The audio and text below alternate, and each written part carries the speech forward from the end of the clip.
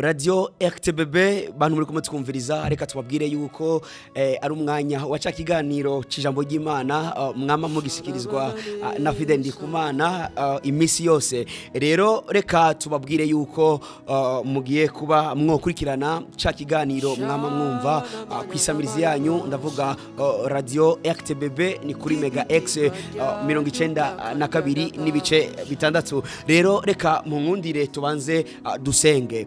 Data mwiza, turagushimiye ukungene wabanye natwe kugira ngo dushobore kuba twonavuga ubukuru bwawe biciye kuri no samirizi Radio RTBB. Reka ubuntu bwawe ari bwo butemba muri rya zina rya Yesu Kristo, amen.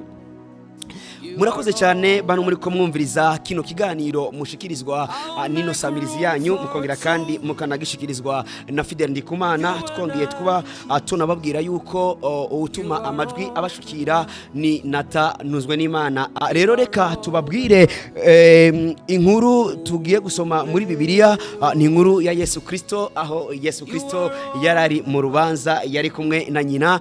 Rero inkuru ishobora kuba yo natwereka neza yuko umuntu ashobora kuba yo kwemeza neza yuko umwana wiwe atekeye umuhamagaro akaba anatekeye n'ubuntu bw'Imana ari Yesu Kristo, aho tugiye kubereka ukungene rero nyina wa Maria ari mama wa Yesu Kristo, ari Maria nyina wa Yesu Kristo, yemeza neza yuko Yesu Kristo agendana ubuntu bwo kuba yonagwiza agakoreshwa n'ibitangaza. Rero sinzi muntu uri gutwumviriza, ushobora kuba warumaze igihe kinini cyane warubatse urugo rwawe, mugabo kugeza uyu munsi nta mwana uraronka, urudandazwa rwawe imisi yose nta nyungu ubona. Ariko reka ndakubwire rino jambo rivuga ati ijambo ritubwira ati Yesu Kristo agwiza vino. Iryo niryo jambo ry'umunsi. Rero reka tubabwire aho dusanga ino nkuru. Ni inkuru dusanga muri Yohana 2 ku murongo wa mbere. Ku murongo wa mbere haratubwira ati ku munsi ugira gatatu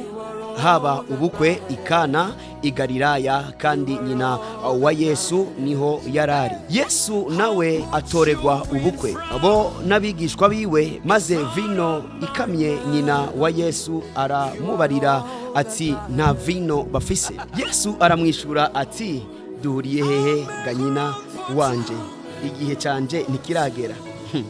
Murakoze cyane. Amajambo meza ari muri Yohana, ndavuga ni igice ca 2 umurongo wa mbere, aho Yesu Kristo we ubwiwe yarazi yuko igihe ciwe kitaragera. Muntu uri kuranyumviriza, nimba Yesu Kristo we ubwiwe yarazi yuko igihe ciwe kitaragera, wewe ushobora kuba uri kuranyumviriza ukurikirana kino kiganiro cijambo ry'Imana mushikirizwa nino samirizi, ushobora kuba uri kutwumviriza warumaze umwaka warubatse urwawe, mugabo nturaronka umwana. Rero reka ndakubwire rino jambo, aha muri ayo majambo uri kurumviriza, Yesu Kristo we ubwiwe yarazi yuko igihe ciwe kitaragera cyuko ashobora kuba yonakora ibitangaza. Ariko nyina wiwe Maria yarazi neza yuko umwana wiwe atekeye ubuntu bwo kuba yonakora igitangaza. Rero igitangaza Yesu Kristo yakoze muri buno bukwe, canke se muri buno bugeni, canke se muri runo rubanza, rero ijambo ry'Imana rirambwira ati abantu bariko sereva barabona neza yuko vino imaze guhera, ariko nyina wiwe arababwira ati ngo ijambo ryose ari bubabwire muryumve kandi murikore. Reka nanje ndababwira ati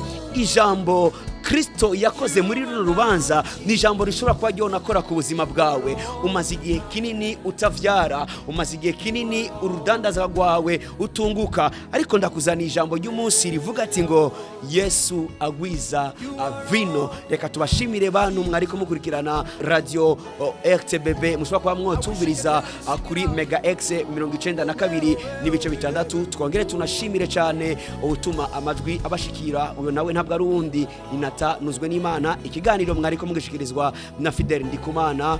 Shalom shalom, mwarahezagiwe cyane.